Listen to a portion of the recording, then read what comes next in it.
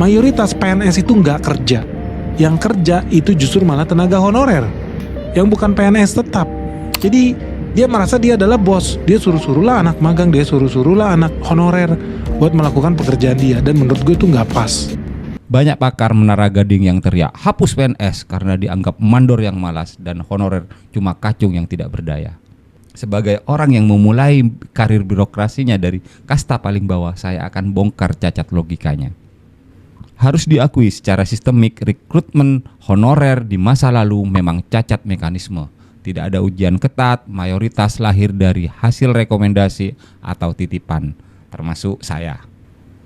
Saya masuk birokrasi pada tahun 2005, bukan lewat tes, melainkan kebijakan afirmatif, sebuah belas kasihan dari seorang kepala dinas setelah kedua orang tua saya meninggal dalam kecelakaan.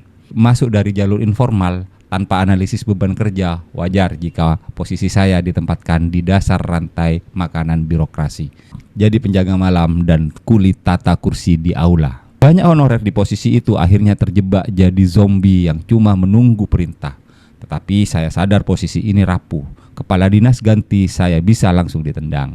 Jadi saya ubah strateginya. Saya jadikan kantor sebagai universitas gratis.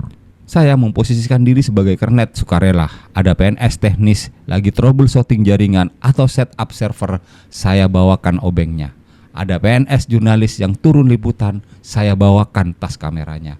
Dibayar atau tidak itu nomor 2. Target utama saya, curi ilmu mereka dan bangun networking di birokrasi.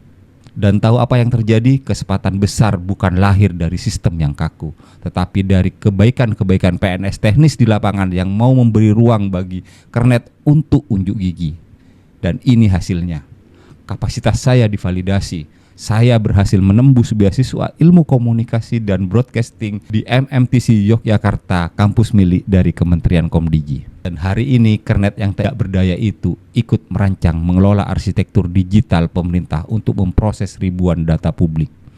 Jadi untuk pakar di luar sana yang lantang berteriak hapus PNS dengan logika outsourcing murahan, pasti Anda cacat di lapangan.